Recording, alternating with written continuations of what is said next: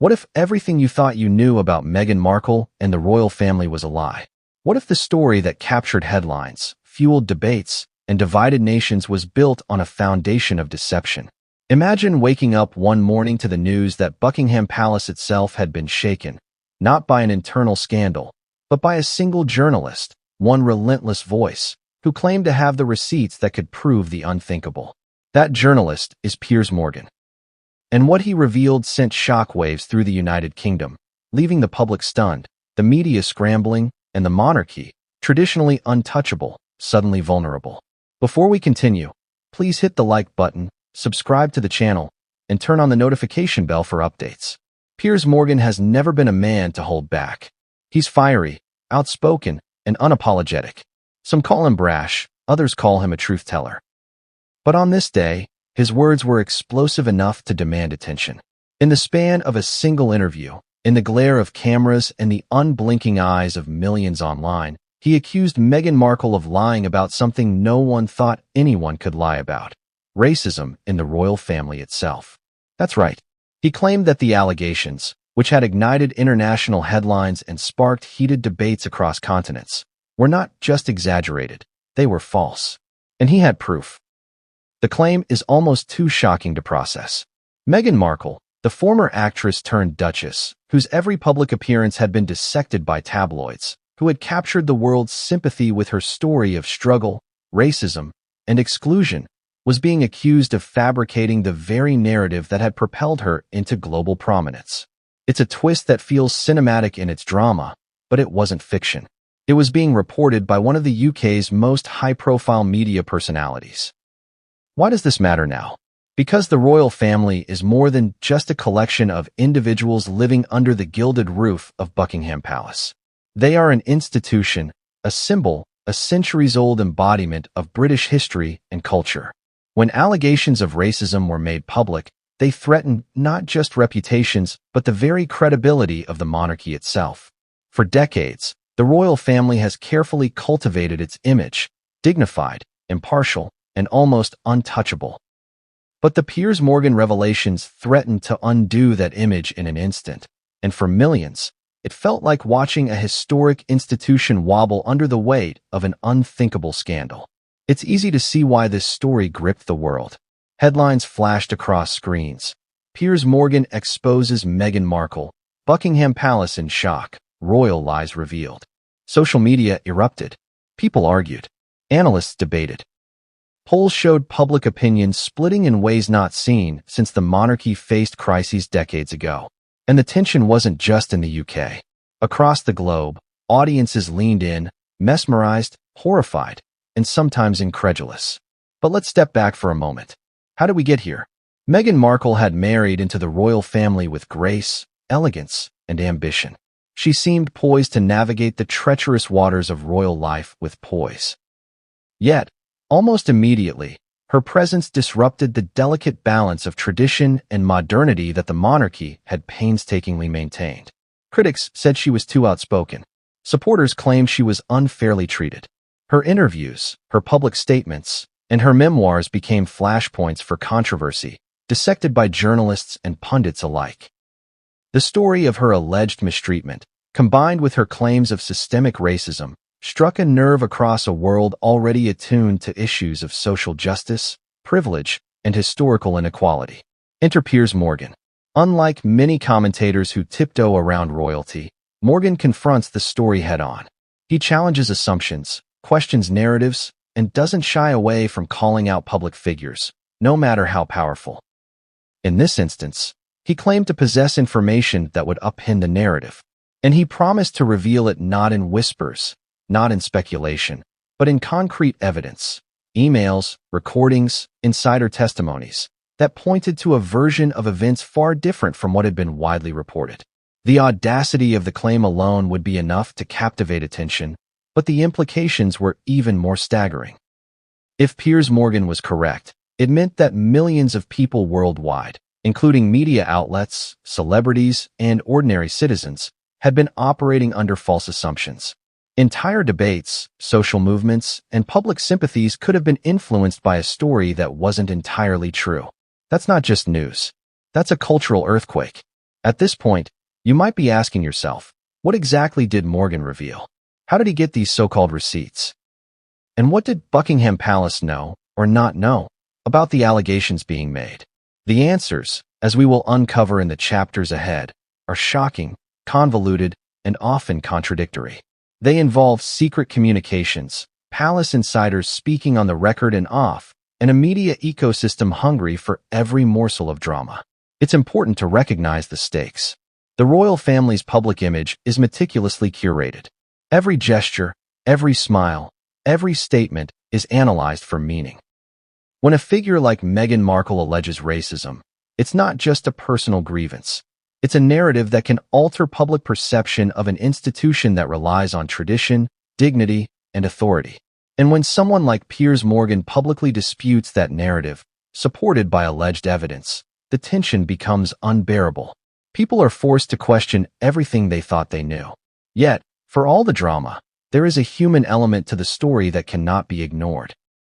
There are feelings of betrayal, of loyalty divided, of families struggling behind closed doors.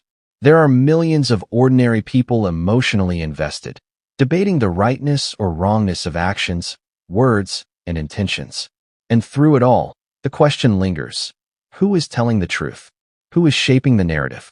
And perhaps most importantly, who benefits from the story being told or untold? As we delve deeper into this story, it's crucial to keep one fact in mind. This is not speculation. Piers Morgan has consistently asserted that he possesses tangible proof, something concrete that challenges public perception. Whether or not you agree with his interpretation, the evidence he presents cannot be ignored. It forces us to re-examine every assumption, every headline, every viral clip, and every public statement made over the past few years. By now, you may be wondering what Buckingham Palace thinks about all this. What did the institution do when these allegations surfaced? How did it respond to the media storm? And how did it navigate the delicate line between transparency and secrecy? The answers reveal a palace grappling with its own vulnerabilities, a place where centuries-old traditions collide with modern scrutiny, where every move is scrutinized, and where public perception can shift in a single viral moment. And yet, even with all this tension, one thing is clear: the story is far from over. The layers are complex, the players influential, and the consequences profound. Piers Morgan's revelations have opened a door, and once that door is opened, it is impossible to step back into ignorance. The UK, and indeed the world, is now watching closely, analyzing every statement, every leak, and every reaction. The morning the news broke, the United Kingdom felt like it had been hit by a thunderclap. People poured into their local cafes, offices, and homes, reaching for their phones to confirm what they'd just seen. The headline screamed, "Piers Morgan exposes Meghan Markle, Buckingham Palace in shock. The truth about royal racism revealed." It was impossible to scroll through social media without being confronted by the swirling controversy, the heated debates, and the memes mocking or supporting the Duchess. But this was no ordinary royal story. This was seismic. The kind that makes you pause, squint at the screen, and ask yourself, could it really be true? Piers Morgan, never a stranger to controversy, had taken aim at one of the most untouchable institutions in the world. And his accusation was simple yet explosive. Meghan Markle had fabricated or exaggerated claims of racism within the royal family, and he claimed he had the evidence to prove it. The audacity of such a statement sent ripples through every corner of the media landscape. Newspapers, television shows, radio stations, and online commentators scrambled to cover the story, each vying for attention, each eager to dissect every nuance.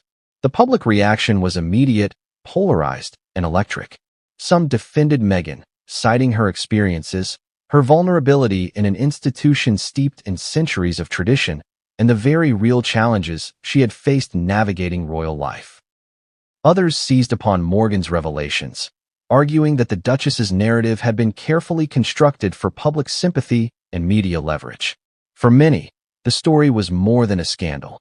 It was a test of loyalty, a question of credibility, and a window into the inner workings of a family that had always operated behind closed doors. But what exactly did this shockwave entail? To understand the magnitude, we need to consider the context. For decades, the royal family has been a symbol of continuity and stability. Scandals happen, yes, but they are often controlled, minimized, and carefully managed. A story like this, public, explosive, and centered around allegations that strike at the very ethos of the monarchy, was unprecedented in its reach. It was one thing to deal with personal indiscretions or financial controversies. It was another entirely to confront claims that could tarnish the moral and ethical perception of the institution itself. When Piers Morgan aired his accusations, he did so with a combination of confidence, charisma, and precision that left audiences riveted. His approach was not merely to denounce Meghan.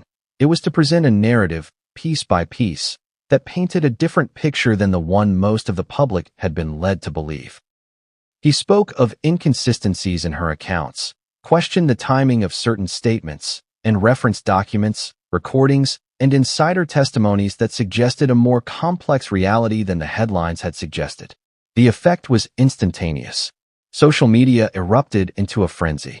Twitter threads stretched for miles, dissecting every word, every facial expression, and every nuance of Morgan's delivery. YouTube channels released reaction videos by the dozen, each offering analysis, opinion, or outrage. Memes were created, shared, and recycled at a pace that made it difficult to keep up. Polls were launched to gauge public opinion, and results swung wildly, reflecting the uncertainty and confusion that had gripped the nation. It wasn't just the UK paying attention. Across the world, audiences were captivated. Meghan Markle had become a global figure long before this controversy. Her story had resonated internationally. The biracial American actress who married into the British monarchy, who challenged traditional norms, and who spoke candidly about the challenges she faced. For many, the idea that her narrative could be questioned or undermined by a journalist was both shocking and fascinating. It turned the story from a national scandal into a global spectacle. But the shockwave wasn't limited to public perception. Buckingham Palace itself reportedly reacted with concern. Sources suggested that senior officials were alarmed by the timing, scope, and intensity of Morgan's revelations. Internal meetings were called, memos circulated, and advisors scrambled to assess potential damage. The palace, accustomed to managing crises discreetly, found itself under a media microscope in a way that few incidents had demanded. Every statement, every denial, every pause was dissected. The institution that had long been associated with discretion suddenly had to navigate a narrative that was anything but controlled. Meanwhile, the story's emotional intensity captivated audiences. People felt anger, betrayal, disbelief, and curiosity in equal measure.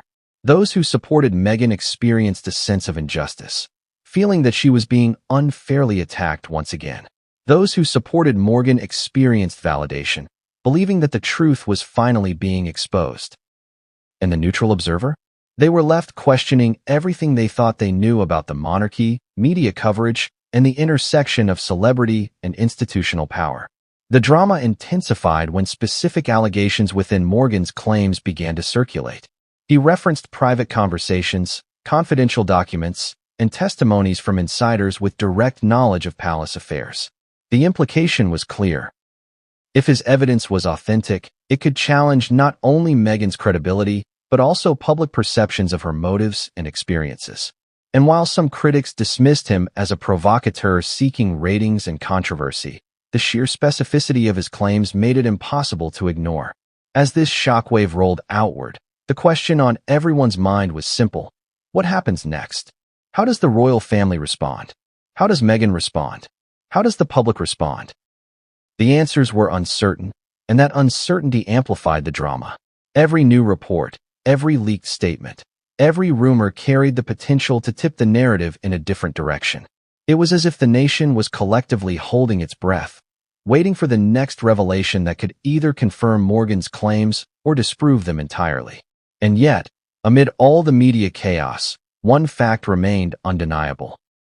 This story had cracked open a window into a world most people only glimpsed from the outside. The monarchy, often viewed as distant, controlled, and almost impervious to scandal, was suddenly humanized, messy, vulnerable, and subject to the same conflicts, rivalries, and controversies as any other family.